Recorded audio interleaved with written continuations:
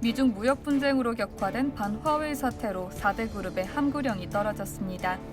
민감한 시기에 자칫 불필요한 논란에 휩싸일 수 있는 것은 물론 향후 사태 추이에 따라 애꿎은 공격 타깃이 될 수 있다는 우려에 기업들이 내부 입단 속에 나섰습니다. 4대 그룹 계열사의 한 인사는 19일 미중 무역 분쟁이나 반화웨이 사태는 너무 민감한 문제여서 외부에 노출되는 언행에 각별히 주의하라는 지시가 있었다고 말했는데요. 4대 그룹사 대부분이 공식, 비공식적으로 이런 내용을 공유하고 있는 것으로 안다고 설명했습니다. 다른 대기업 관계자도 사태의 핵심으로 떠오른 화웨이와 관련해선 화자도 꺼내지 말라는 분위기라며 꼭 지시가 있었다기보다는 알아서 조심하자는 것이라고 전했습니다. 대기업들이 이번 사태를 두고 몸을 사리는 것은 그만큼 운신의 폭이 좁은 우리 기업의 불안한 처지를 고스란히 드러낸 셈입니다.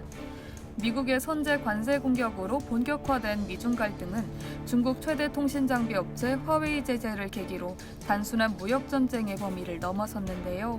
기업들의 위기의식이 그만큼 커졌다는 것을 의미합니다.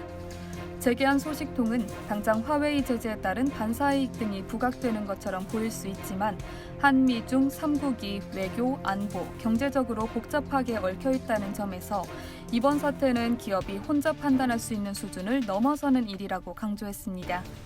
사업적으로도 실익을 가늠하기가 쉽지 않습니다. 일례로 삼성전자는 화웨이 제재가 불거졌던 사태 초반에 스마트폰 부문이 반사이익으로 많이 거론됐습니다. 하지만 최근엔 최대 효자 사업부인 메모리 반도체 부문에 타격이 더 부각되고 있습니다. 화웨이는 삼성전자 전체 매출의 2.5%가량을 차지하는 최대 고객사 가운데 하나입니다. 이번 사태가 반도체 시장 수급에 미칠 영향에도 촉각을 곤두세울 수밖에 없습니다. 미국의 반도체 업체 마이크론 등이 화웨이에 공급해왔던 물량을 처리하기 위해 시장에 저가로 풀게 될 경우 가뜩이나 메모리 반도체 수요가 줄어든 상황에서 전 세계 시장 수급이 무너질 수 있습니다. 기업들이 더 두려워하는 것은 반화웨이 사태 폭풍이 지나가고 난 뒤 제2의 타깃이 될 수 있다는 점입니다.